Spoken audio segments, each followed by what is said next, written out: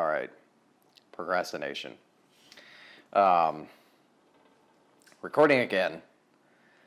Got the windows open today because it's a bit warm, and been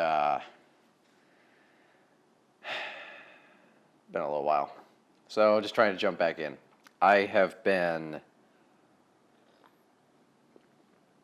thinking about the process of creating, because there's this very interesting, and common thing that happens when you try to make something. And this actually happens when you try to do a lot of things, but it's pretty evident when you're trying to creating, when you're trying to do creating, writing, recording videos, stuff like that. We're trying to make a thing, and that's that, like, being walled off from starting doing it. That's the as Stephen Pressfield calls it, the resistance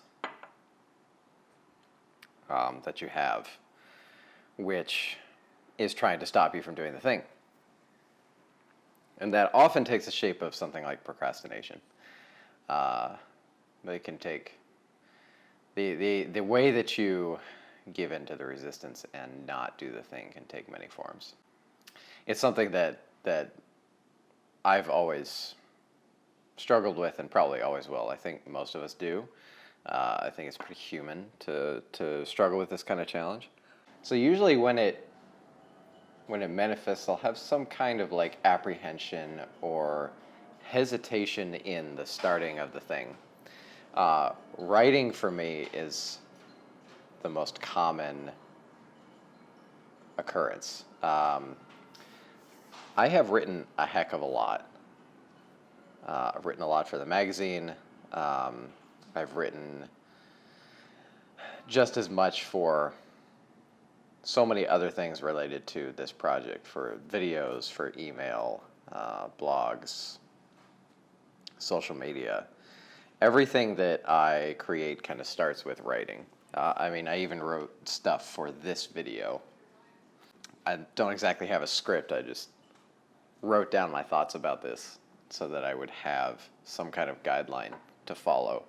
And I'm kind of trying to follow that as I go along with this. But at the beginning of every one of these processes of writing, there's always some kind of resistance to begin. But once I get past that beginning and start, it becomes infinitely easier to do the thing. So that's the funny part, is once you get past the starting point of getting going, it becomes so much easier to actually do the thing. Recording this video, for example, took me way too long today to get down to recording it. But once I got the camera set up and everything going and got my coffee and I started recording, now I'm just recording, and it's kind of easy to just go along with it, to talk out all the things. Point of interest, it would be even easier if I had an entire script made, because then I would just be reading a thing.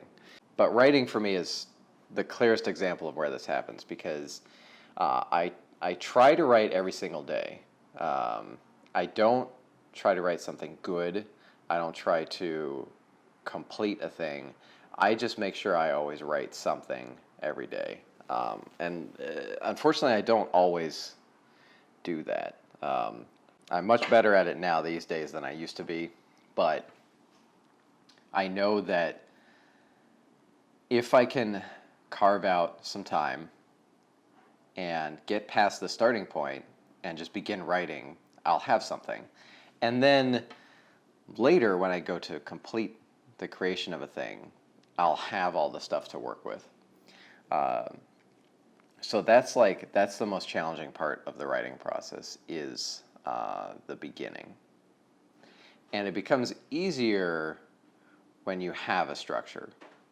So the more structure you have around a thing, like the more planning, the easier it is. The less decisions that you have to make, the easier it is to do a thing. So structural concepts that can help you facilitate the process can include like timers. This is one of the ways I kind of trick myself into doing certain work, is, so like if I know that I need to write a bunch, I can say, okay, I'm going to write for an hour.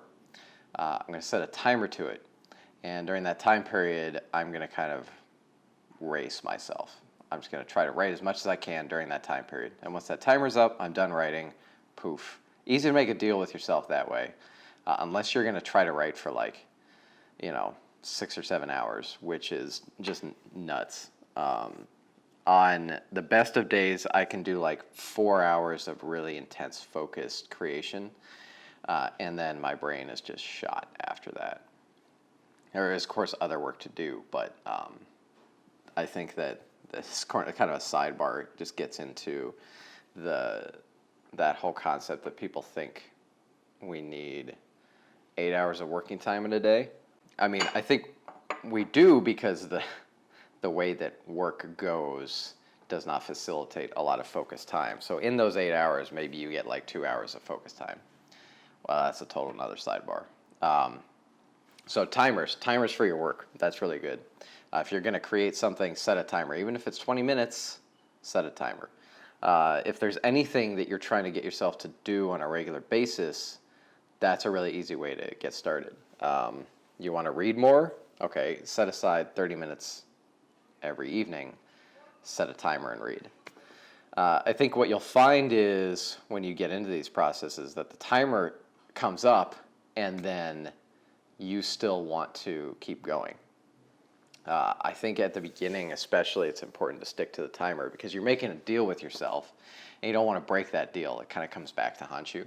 So if you make this deal with yourself where you're only going to write for 30 minutes or an hour and then you get to the end of that time period and you keep writing, the next time you try to make that deal, your brain's going to be like, no. Last time you wrote for like 2 hours, my friend. I don't believe you. This isn't exactly a conscious thing. But okay, timers. Other structure you can use, like creating scripts, as I mentioned before, for doing like videos. If I had a script for this, that whole part of the structure, like planning, comes down to decision making, because the more decisions that you have to make, the harder things are. You only have a certain amount of decisions you can make each day. Every time you're tasked with making a decision, it pulls on your energy, all these kinds of things. So if you plan out a thing that you're going to do, it works in writing as well. That's why outlines are so useful. Is then when you get down to the actual writing, you don't have to think about, okay, what's next? What's this section I'm doing? It's all just there, and then you just let your brain spill on that concept. So those kinds of things can help remove the blocks at the beginning. And then similarly, I made a note to myself here that oftentimes that block is related to overwhelm. So I want to do a thing like create this video, but I've also got a magazine issue. I've got 4 or 5 different email series I'm working on for different marketing campaigns. I've got to redo the website. I've got the podcast. I'm not even worrying about social media anymore. I'm just kind of like, that was far too much taxation on my attention decision making than was worth the return. I'll probably touch on it here and there, but it's more in the background. So like sometimes when I'm trying to do something, even if I have planned out to do the thing like this, there's still these other things going on that are trying to pull my attention. This whole concept, I'll link to, so I mentioned Stephen Pressfield. He wrote The War of Art, which is where a lot of these concepts come from. And there are a series of books that are related to this concept and dealing with this concept. And other books related to writing. And I'll link to The War of Art. The idea is that the block that you have to doing a new thing, to like improving yourself, to creating, to becoming better, is resistance, and that can take many, many forms. And it always, always, always tries to stop you from changing. There's like deep evolutionary drive to resist change, because evolutionarily change is scary and can kill you. Recording this video is not going to kill me. Writing is not going to kill me. But it's like these deep evolutionary things that you have to address. It's just human nature. Okay, but aside from structure, even if you have all the structure planned out, even if that's all clear, you still have the beginning, getting started. Even if you have the outlines, you have the timer set, you have everything ready to go, you still have to sit down and do the thing. And that is always going to be the hardest part. Overcoming that initial inertia. If you are familiar with your chemistry, what is the activation energy of your creating process? My girlfriend asked me, and I don't know my chemistry, so I didn't know how to answer that. But I do know how to tell you that a way you can kind of help yourself with that activation process, with the beginning, is to use ritual structure. It's kind of a way of tricking your mind to doing anything. So think about working out is a really good example of this. Even if you go to the gym regularly, every time you need to go, you're still probably feeling a little bit of resistance from it. Because you still have to go and do the things. You still have to make the decision and take the action to go, so you're going to feel resistance. Even if you know it's going to feel good, even if you always feel amazing after doing it, you're still going to feel the resistance. But if what you do is you set up yourself a regular routine to do right before going, and that can be as simple as the gym clothes that you put on, and the steps that you take to do that. So maybe you do something like go to the bathroom, change into your gym clothes, get a drink of water, fill your water bottle, put your gym shoes on. As soon as you do that, and you do this every time you go to the gym, the more times you do that, you're training your mind to connect that process with the end result. So the enjoyment that you feel afterwards gets connected with the beginning, and then that activation process eliminates the resistance at the beginning. At least that's the way I look at it, and it makes sense. So I had that experience with biking as well. I love to ride the bike. I could easily go on a 15-mile ride. Once I get out on the bike, it's just easy to just go and go and go and spend a lot of time really enjoying riding the bike, but getting started is always a challenge. But as soon as I put on the bike gear, that resistance is gone. And then the only resistance you have is deciding to put on the gears, deciding to start that process, right? Same with the lifting weights. I have all the physical activity metaphors, I guess, for this, because those are, I think, the most easily relatable. For my everyday, for the writing, I always try to start my day by writing. So get up and do my morning thing and then do the writing. Now, my sort of ritual activation process is in the coffee. Every time I sit down to write in the morning, I first begin by brewing a cup of coffee. And it's always a really good cup. Interestingly enough, this doesn't work if I don't enjoy the coffee, if I don't really get into it, if it's not a deeply satisfying coffee.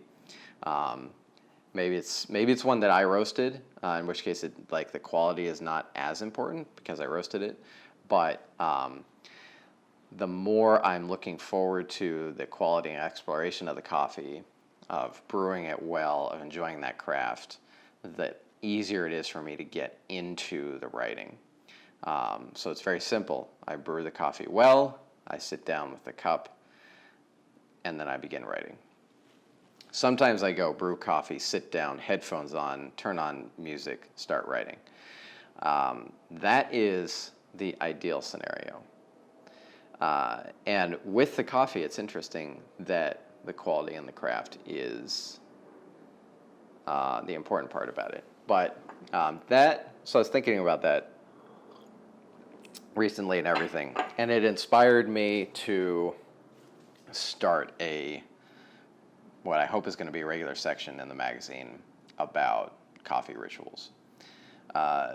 Not that all coffee rituals are centered around this kind of thing like creation, like I'm doing. like ritual is at the core of coffee in many respects.